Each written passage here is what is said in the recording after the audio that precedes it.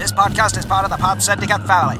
For more criminally compelling shows, articles, and conversations, head to wearepodsyndicate.com. Two men journey to the bars and restaurants of Scandinavia to find amazing beers, always with the same question. Hey, what's on tap? It's time to find out. What's on Tap podcast, and very excited about today's episode. It's going to be fun. It is going to be fun.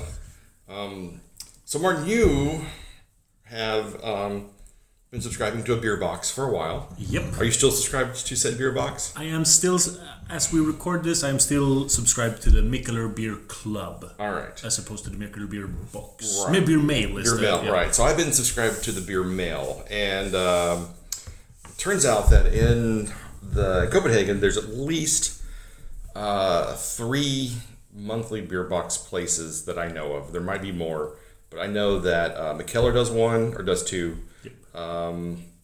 2O does one, and Kihoskh does one. And so you've had the beer club for the better part of a year now, or more than a year. More than a year. All right.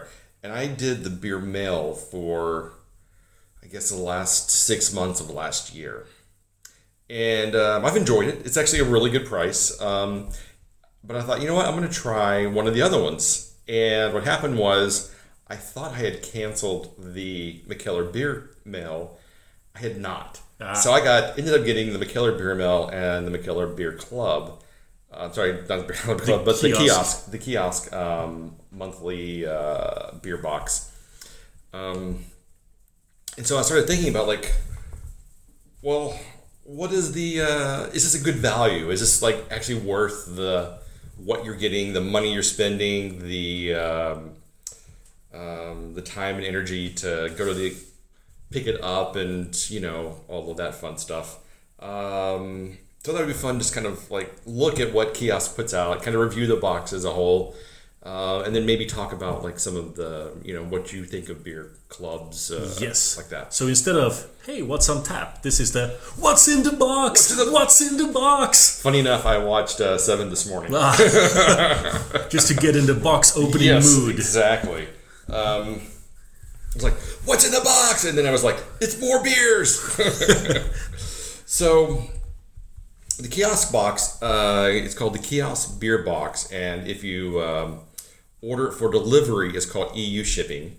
Oh. So they also have another version. It's the exact same version, but it's for, I think, if you pick it up or have it delivered inside Copenhagen. Yeah. Or Denmark, maybe. So this box, it comes in at 579 Danish. And that includes shipping. Yeah. And which is roughly around 700 crowns. Yeah, something like that. This month, they say it has between 7 to 10 beers, depending on, I guess, the value of the beers. Probably. Yeah. This particular month for January, it came with 8 beers. Which breaks down to about, I guess, 65 Danish. I'm sorry, no. We'll get back to that. So it came with 8 beers, and we picked 2 of those beers to review today. We have the Herslev Bryghus Jubilaeums Rugol 2019. So it's anniversary smoked beer. All right. Should be interesting. There is the Acacia Bowl from Evil Twin and Bellwoods. There's 50/50 Cashmere by OO Brewing. Weapon X, which is a collab between Amundsen and Bart Haas. Yeah, I don't know who they are. Germans. Germans. Big Doink from Gamma. Plead the Fifth. Dark Horse, right? Quit Your Fussin', which is Hoof-Hearted. Yep. And Whirlpool of Love, which is the other beer that we're trying from Whiplash of Ireland. Yeah. And so the beers, so I went online and I thought, well, how much does this box actually cost? Like retail, like value of the beers in the box. And it comes out that they all range between the cheapest one was 47 for the Whirlpool of Love. And the most expensive one was 81 Danish crowns for the Quit Your Fussin' from Hoofharden. If you add them all up together, it comes to 514 Danish. So if I went to the store and just bought these off the shelf, it would have cost me 514 Danish. Yep. Now, the box, like I said, costs 579 Danish for a difference of 65 crowns, which roughly works out to the cost of shipping, which is 74 for Danish for shipping. The overall box has an overall rating of 3.99 on Untapped. That's pretty high. That's actually not bad. That's pretty good. So you wanna do the first beer?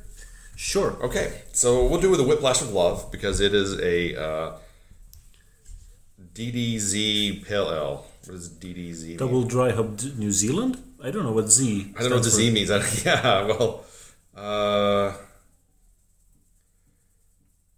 doesn't give us any indication what the DDZ means, but whatever. It's got Mars Otter, wheat malt, oat malt, Citra BBC, and lemon zest. So let's give it a whiff. It smells, kind of, lemony fruity.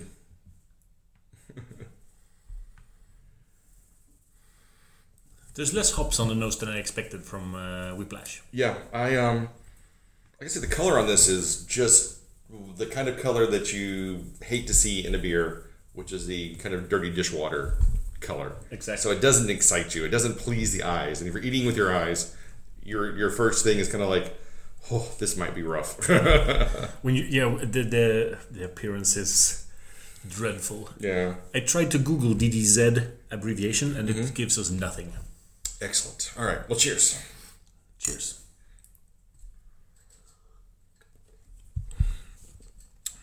It has to be double dry zested because it contains lemon zest. Maybe. I would say that the color represents the flavor of this beer as well. I am not an expert on wrong flavors in beer, but I would say that this is heavily oxidized. It feels oxidized, and it looks oxidized, and it tastes a little cardboardy. Yes. Yeah, it's pretty rough. It does definitely taste like it's been oxidized. Yeah. And the flavor's just off. You're not getting a lot of hops. You are getting that kind of what I call Earl Grey tea finish that you get with a pale ale quite often. I think it tastes like tea in the final. A lot of pale ales have kind of a tea-ish flavor to them. Yep, sure. But I don't get any Citra or lemon zest on this. No. It feels old and tired. Like this can cannot be that old because you can still find it fresh on their website. Yeah. And it says it's good until it looks like May of this year. Maybe now I'm getting into other beer boxes, but quite recently, like end of 2019, the beer club box contained a can of Zagovor Punch Card. Or is it Bakunin? No, it's Zagovor Punch Card. I believe so. Yeah. We had it together. Yeah. We had it fresh at All In Beer Festival. All In Beer Festival. Yeah.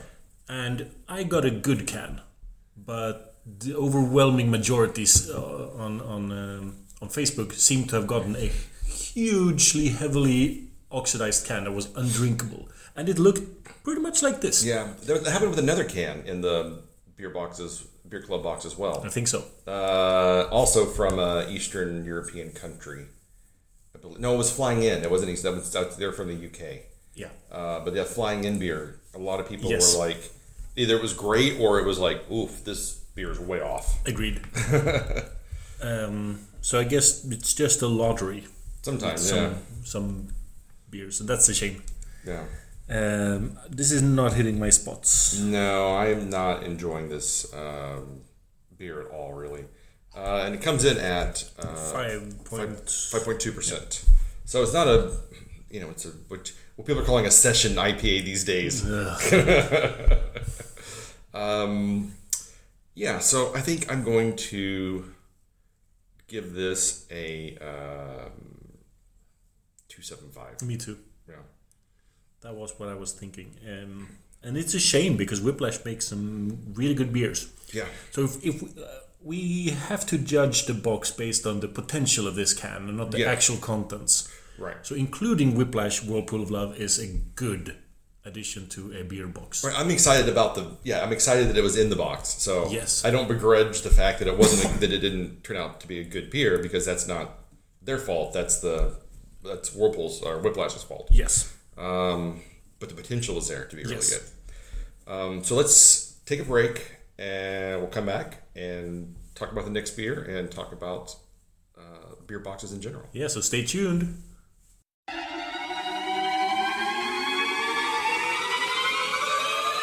Good afternoon, good morning, good evening, and welcome to Film Bastards, a podcast where three friends, two of them married and two of them podcasting life partners, chat everything from new releases, trailers, news, and an eclectic mix of other film goodies over many, many, many tangents.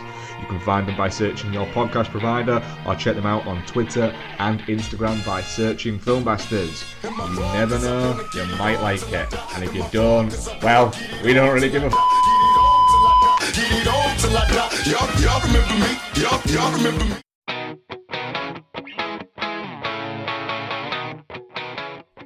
Have you ever wondered what so-called family films will scar your kids forever? Putting 4 and 5-year-olds in front of this movie, it's like, if they didn't know what death was before this, they're going to know it after it. They're going to know it after it, and they're going to be freaking terrified. And they're going to be questioning you. Yeah. Or do you have the slight suspicion that your loved one has a cold, dead heart? Yeah, The Dark Knight has got like all the orphans and like, oh no, we're gonna die. They did not build up those orphans at all. In my head, it's like, kill them. Then look no further. The His Film Her Movie podcast is the show for you. It's the movie podcast that celebrates the contrasting cinematic tastes of its hosts. So join Jordan and Lauren every week on their unique journey through the land of the silver screen. So if you're looking for a few laughs, some fun film-related chat, then get involved.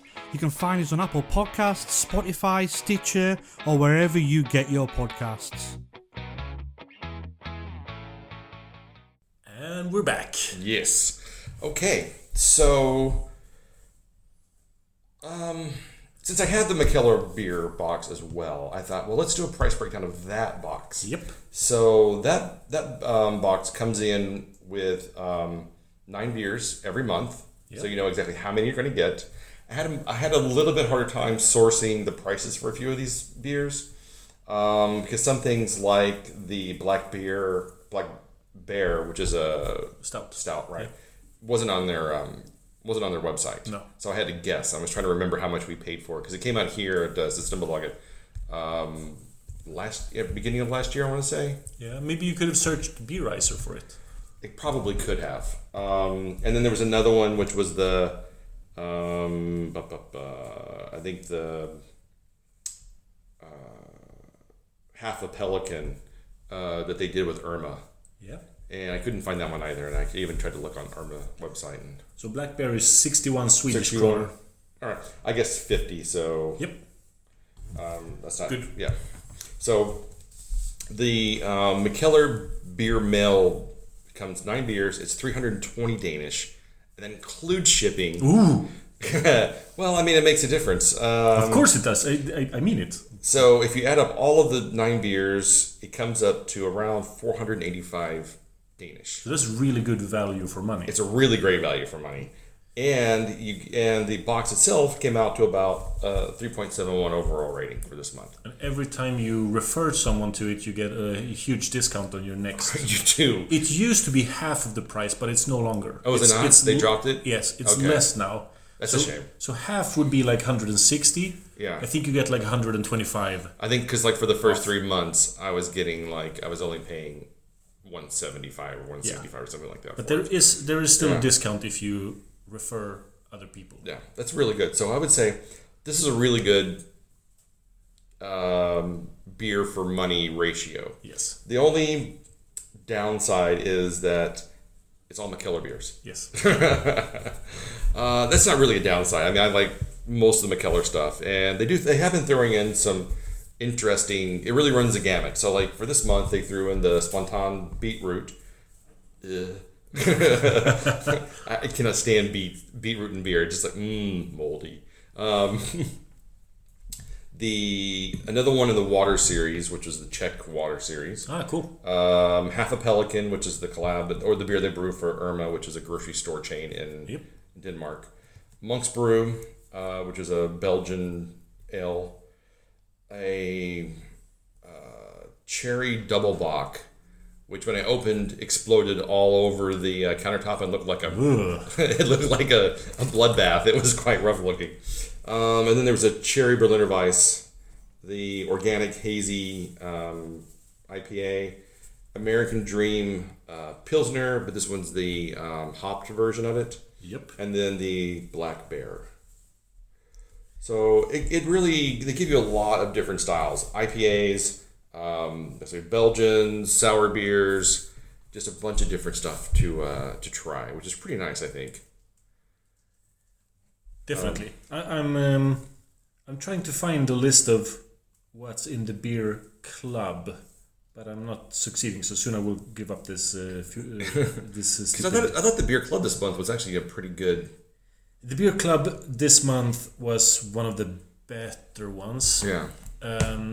So the beer club costs 500 Danish plus 65 shipping. So it's very similar to the Kihoskh box. They keep bragging that it has a value of over 700 Danish in value, but it's difficult to check because some of the beers aren't available to buy. That's a good thing about the beer club box. Some beers they manage to import, and you can't buy it really. Yeah. So then you can't compare it. But also they've started including wine in all of them. And they probably count that as value, but I do not. I would not buy it. Yeah. So then it's there's no value to it. No, I need to get rid of it. Yeah. So they're giving me a task basically. I mean, you could drink it. Yeah, sure, but that'll mean less beer to consume that day. That's true. That's a bigger problem. Yeah. And they keep promising super rare bottles. So when I joined, they had 3 promises ongoing for the 2019. Yes. Yeah. 0 were upheld. 0 promises. But the Hill Farmstead they came out with this month. Came out this year. Right. So it was just a year late. Yeah. And then they promised us a Bocke bottle. This has yet to arrive. Yeah. And there was something else that got. Oh, you get a less cool version instead. Well, the other thing... You should be happy because it's worth over 700. No, it's still not. But then they also say, we made this just for the beer box. And then, like, the next month, it comes out on the web shop. Yeah. Or it was already available on the Danish market. The beer club exclusive has never been true. I don't think it's ever been true. Which is just a shame. It's still a pretty cool box because... you do get a few rarer beers. Yeah, harder to find beers. Yeah, harder to find. All right, well then let's try out the other beer, which was the Herslev Jubilaeums Rugol. Yeah. Rugol. And this is not the first time we've had Herslev on the website. Rug might not be smoke, it might be rye. Probably rye. It doesn't smell smoked at all. It should be rug, not rug, if it's smoke. Okay. My bad. Oh, this is gonna be fun. Yeah. It has a waxed top. It has the lightest waxed top I've ever seen in my entire life. In fact, I wasn't actually sure it was waxed until I opened it and was like, oh, that was waxed. Because it's kind of like because sometimes you get these wax bottles and it's just like. It feels like they just dipped it like 100 times in the wax to get that wax really on there. This one just like maybe they dipped it really quick and then pulled it back out. Yes, I'm going to translate what I'm reading. Okay. To celebrate 15 years of Herslev brewing, blah, blah, blah, blah, we did it on rye malt and honey, and aged it on stowning rye whiskey barrels. Ooh. The whiskey notes cut through the spicy sweetness from the rye malt, and blah, blah, blah, blah. This is going to be fun. Yeah, so this gets a 4.08 overall. Ooh. I should say the Whirlpool of Love got a 3.88 overall on Untapped. So. Yep. It doesn't really smell much, though. No? Yeah. And part of the problem is I've been slow cooking beef all day, and so every time I smell something, it's like, Mexican-y.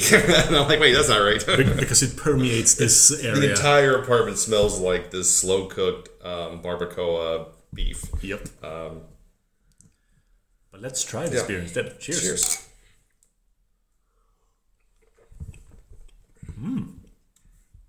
It is quite nice.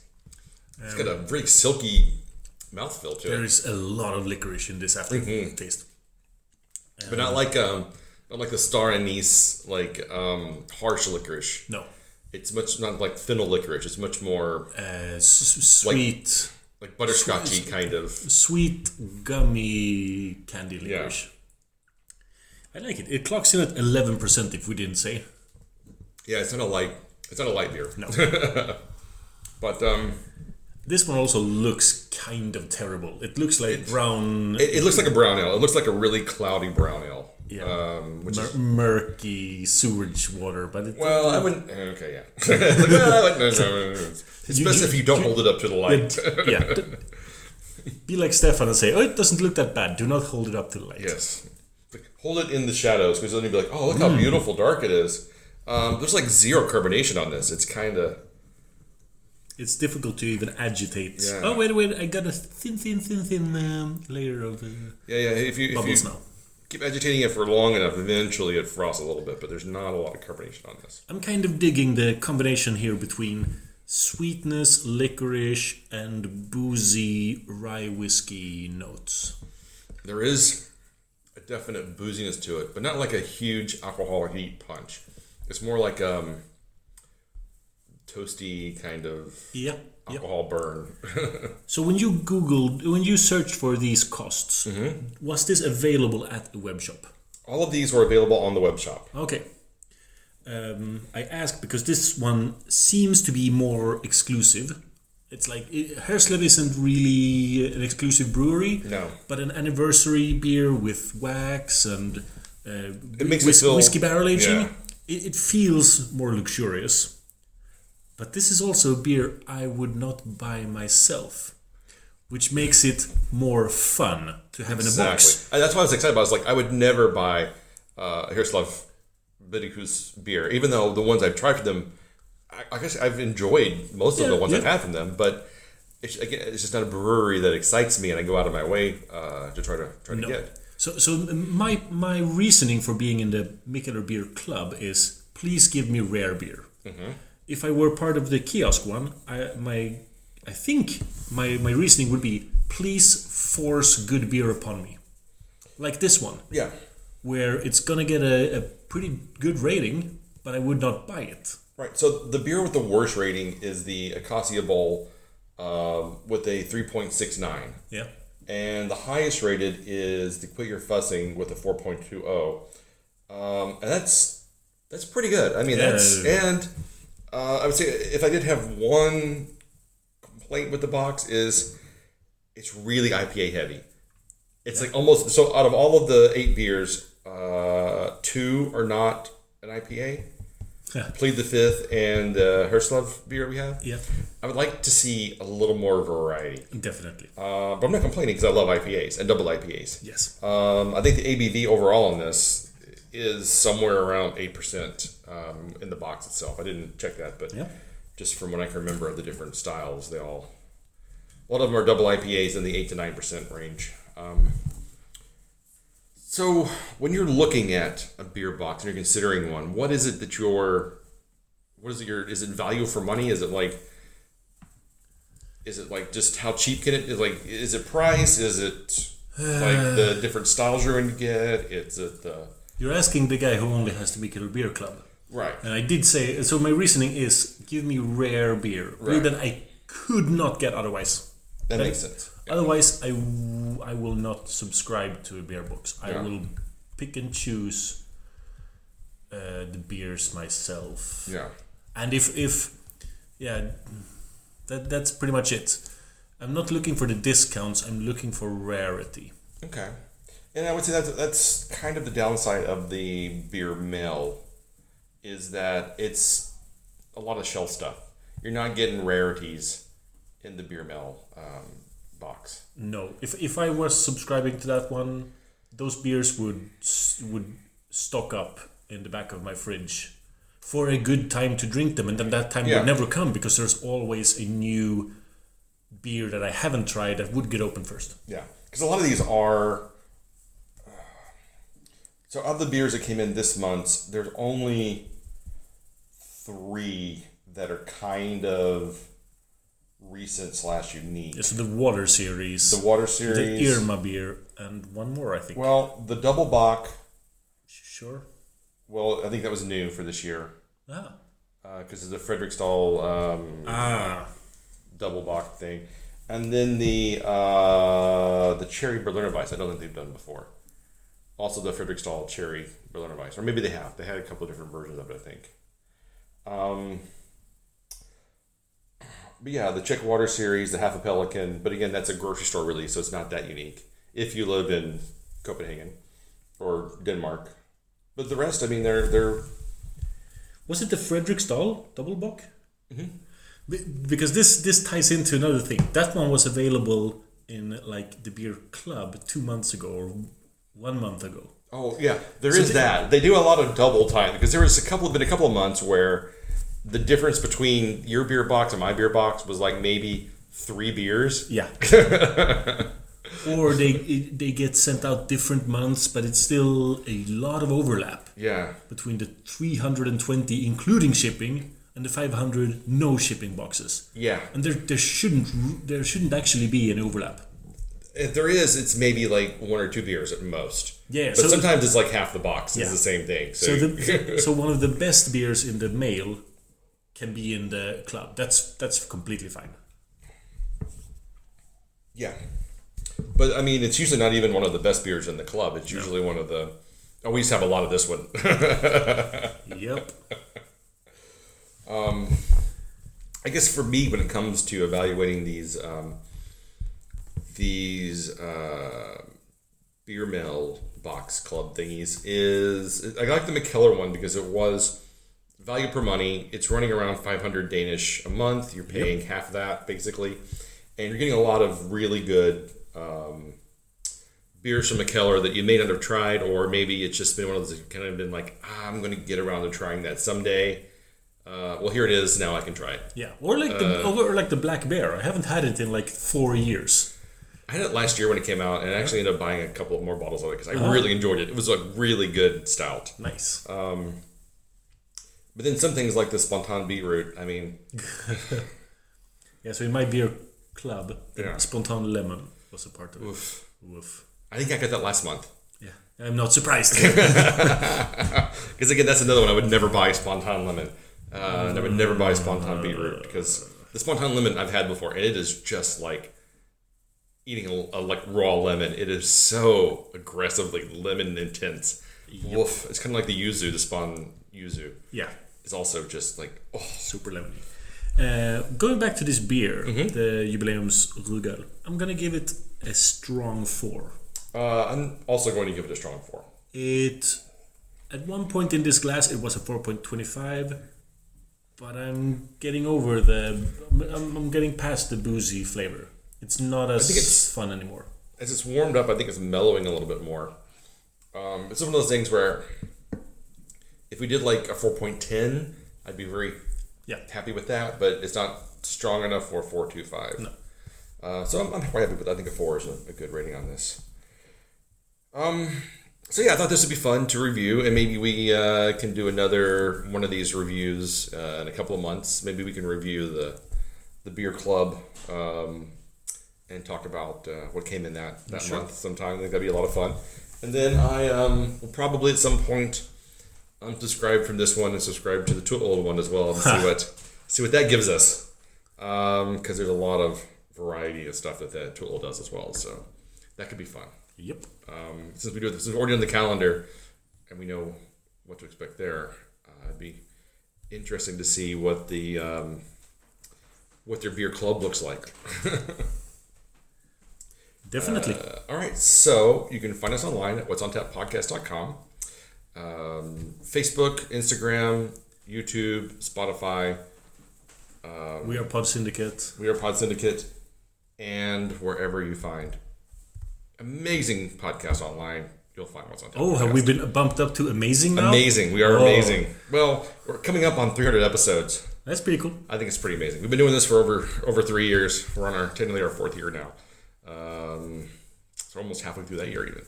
So I think we've outlasted a lot of other podcasts out there. And suck it, podcasts who have died. And beer podcasts in particular. Shelf life for podcasts is usually around, I think, 10 to 15 episodes before people are just like, I don't have time for this nonsense anymore. Yeah. Okay. So until next time. Keep drinking, you dum-dums.